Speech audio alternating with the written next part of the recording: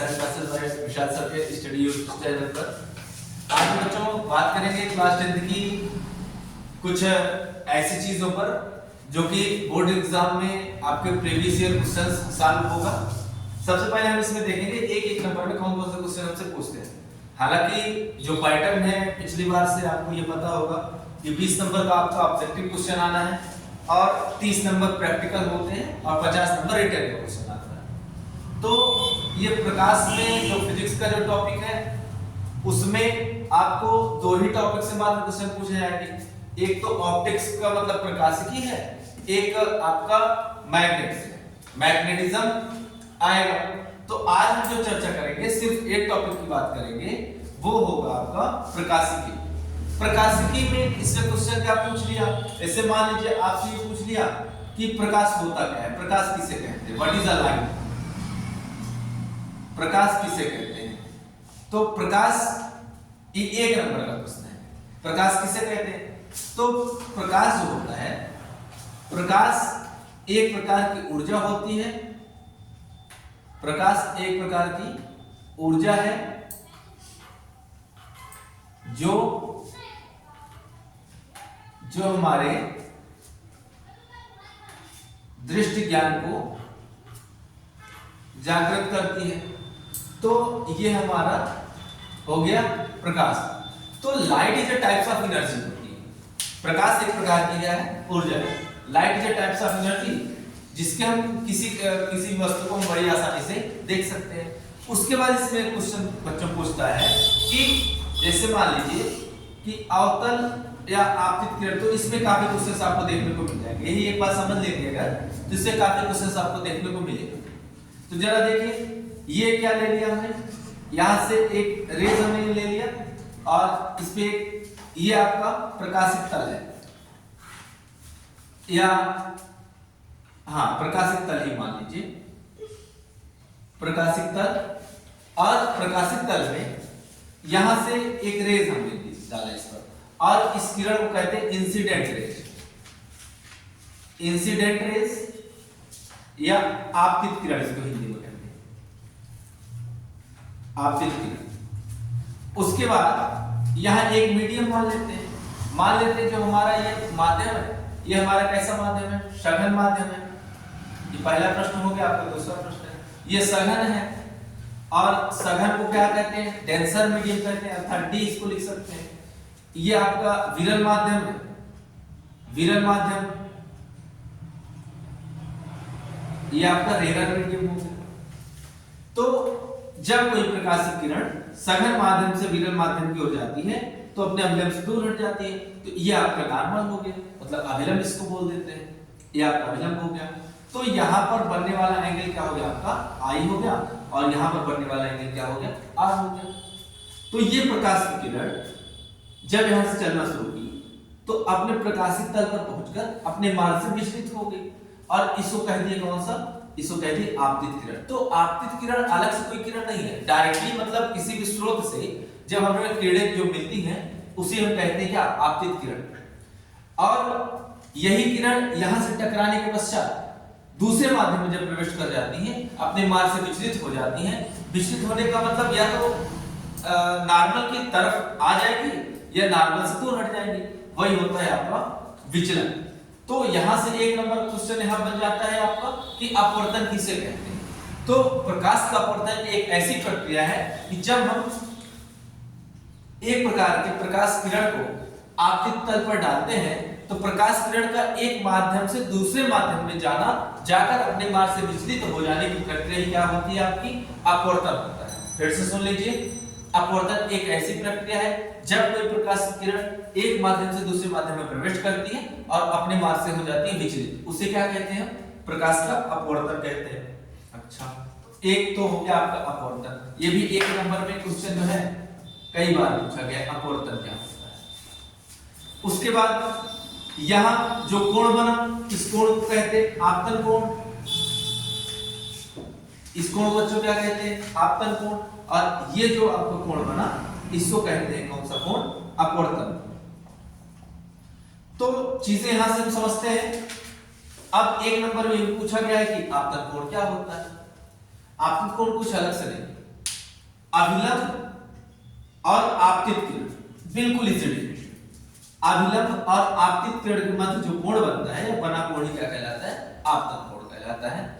और अपवर्तन कोण क्या होता है? अभिलंब और अपवर्तित किरण के मध्य बना कोण क्या होता है? अपवर्तन कोण होता है। तो चीजें समझ में आई आपको? फिर से रिपीट करते हैं। प्रकाश क्या है? प्रकाश एक प्रकार की ऊर्जा है जो हमारे दृश्य ज्ञान को जागृत करती है। दूसरा क्वेश्चन बनता है कि अपवर्तन क्या होता है?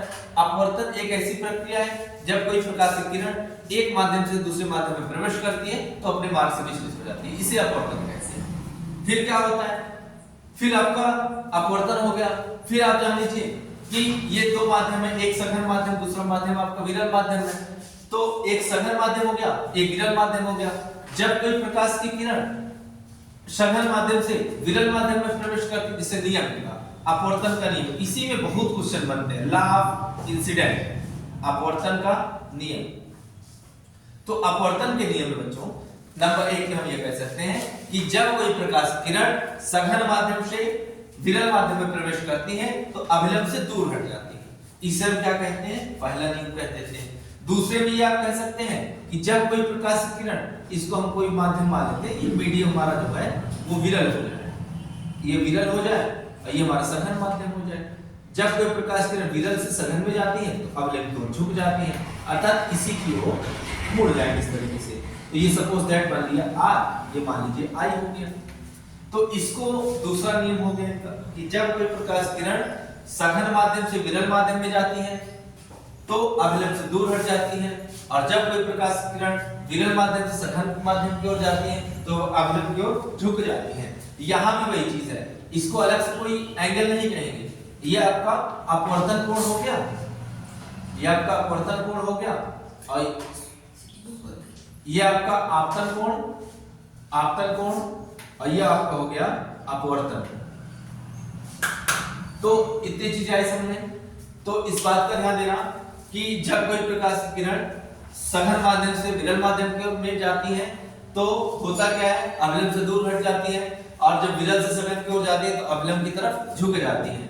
प्रकाश किरण का एक माध्यम से दूसरे माध्यम में जाने की प्रक्रिया क्या होती है? अपवर्तन होती है। तो ये इतनी चीजें इसमें है। इसके बाद एक नियम आता है जो कि कई बार पूछा जा चुका है कि स्नेल का नियम क्या है। तो एक एक नंबर के प्रश्न आज आप लोग कुछ तो देख ही सकते हैं, कुछ देख लीजिए। अब जैसे स्नेल का नियम क्या होता है? स्नेल का नियम मोस्ट 4 स्टार वाला क्वेश्चन है, इसको जरूर ध्यान से देखिएगा। और ऐसा नहीं कि बिल्कुल कुछ नया चीज है, ऐसा कुछ नहीं है, ध्यान से इसको पढ़िए। स्नेल्स लॉ की एक बात और होता है कि जो ट्रिग्नोमेट्री हम पढ़ते हैं, त्रिकोणमिति जो पढ़ते हैं, उसमें एक चीज आता है साइन। आप लोगों ने पढ़ रखा होगा, 10th वाले तो पढ़ ही रखे हैं। इसको हिंदी में बोलते हैं जब। तो आपतन कोण की जब, आपतन कोण अभी आपको बताए आई, आपतन कोण की जब और अपवर्तन कोण की जब का अनुपात एक नियतांक के बराबर होता है। तो हम लिख सकते हैं यहां पर आपतन कोण की जब, आपतन कोण की जब और अपवर्तन कोण की जा का अनुपात एक नियतांक के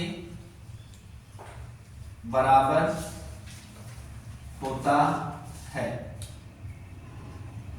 इस नियतांक को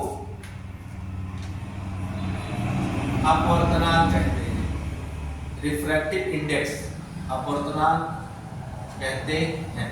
देखिए कि ये sin i upon sin r is equal to n होता है, और किसी बुक में बच्चों ये भी दिया है sin i upon sin r equal to हो जाएगा म्यू। तो ये भी चीजें याद रखना। तो एक नंबर का एक प्रश्न, तो एक नंबर के हमने यहाँ पर देख लिए 5 प्रश्न। उसके बाद एक नंबर में क्वेश्चंस और आपके होते हैं कि गोलीय दर्पण क्या होता है। गोलीय दर्पण, स्फेरिकल मिरर इसको बोलते हैं। गोलीय दर्पण क्या होता है? स्फेरिकल मिरर, गोलीय दर्पण, इसको हम बोलते हैं स्फेरिकल मिरर।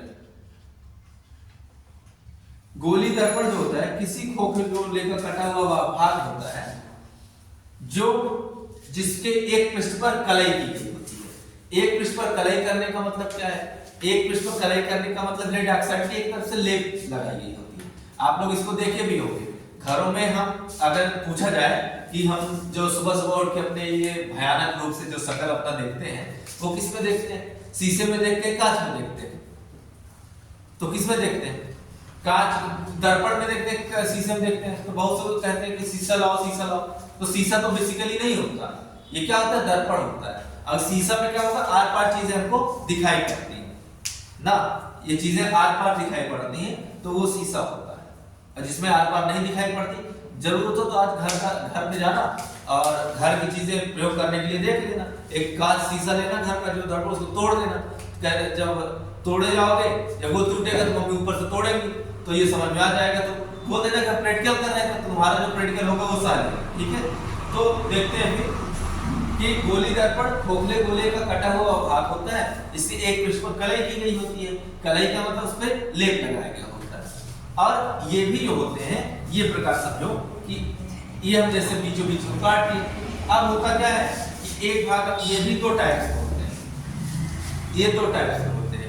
एक कानकेव मिरर होता है, एक कॉन्वेक्स मिरर होता है। एक ये मिरर जिसके ऊपर कलई की गई होती है, एक ये मिरर होता है जिसके अंदर कलई की गई होती है। तो कानकेव मिरर और कॉन्वेक्स मिरर ये दो चीजें होती हैं। तो पूछता है क्वेश्चन आपसे कि गोली दर्पण क्या होता है? एक नंबर में तो गोली दर्पण जो होता है वह खोखले गोले का कटा हुआ भाग होता है जिसके एक पृष्ठ पर क्या की गई होती है? कलई की गई होती है। अच्छा, अब सुनिए जरा, गोली दर्पण होते कितने प्रकार के हैं? वो होते हैं दो प्रकार के। अब पूछ लेता है आपसे कि दर्पण का ध्रुव क्या होता है? तो जैसे मान लीजिए एक कोई मिरर हम ले लिए और ये बना लिए, ये कोई मिरर हो गया हमारा। दर्पण का ध्रुव आपसे पूछ लिया, तो दर्पण का ध्रुव क्या होता है? खोखले गोले का कटे हुआ दर्पण के मध्य बिंदु, दर्पण के मध्य बिंदु या लिख लेते हैं दर्पण के मध्य बिंदु को, mid point of the mirror, मध्य बिंदु को दर्पण का ध्रुव कहते हैं। ठीक है, इसको हम P से रिप्रेजेंट करते हैं, तो P हो गया पोल जिसको कहते हैं। तो mid point of a mirror that is called the pole, it is represented by P। फिर उसके बाद हमारा आता है कि रेडियस ऑफ कर्वेचर क्या होता है? वक्रता त्रिज्या। तो वक्रता त्रिज्या गोली दर्पण जिस खोखले गोले से काटकर बनाई गई होती है उसकी त्रिज्या को हम क्या कहते हैं? वक्रता त्रिज्या कहते हैं। उसके बाद सेंटर की बात कर लेता है। वक्रता त्रिज्या मतलब यहां से यहां तक की दूरी जो डिस्टेंस हमारा r होता है। फिर वक्रता केंद्र की बात आती है। तो गोलीय दर्पण जिस खोखले गोले को काटकर बनाया गया होता है उसके केंद्र को हम वक्रता केंद्र कहते हैं। फिर एक चीज आती है कि प्रिंसिपल एक्सिस क्या होता है? प्रिंसिपल एक्सिस मुख्य अक्ष। तो बच्चों मुख्य अक्ष क्या होता है? दर्पण के ध्रुव, दर्पण के ध्रुव और वक्रता केंद्र को मिलाने वाली रेखा ही क्या कहलाती है? वो मुख्य अक्ष कहलाती है। तो प्रिंसिपल एक्सिस। तो ये सब चीजें जो आप जितनी चीजें इसमें पढ़े हैं वो जाके घर पे फिर से 2-3 बार इस वीडियो को देखिए, लाइक कीजिए, सब्सक्राइब कीजिए और अपने फ्रेंड्स को शेयर भी कीजिए, ताकि फ्रेंड्स वही होता है कि जो दूसरों का भी भला करे और खुद का भी भला उसका हो। ठीक है, तो एक नंबर वाले क्वेश्चन थोड़े से आपके हुए हैं और इस पर घर जाकर खूब मेहनत से इसको पढ़िए, बार बार वीडियो देखिए। नहीं समझ में आए तो इसको कमेंट करके जरूर बताना इसमें कहाँ दिक्कत है और जो चीजें आपको नहीं समझ में आई है। ठीक है, बाकी के लिए आप ख्याल रखिए अपना। जय हिंद।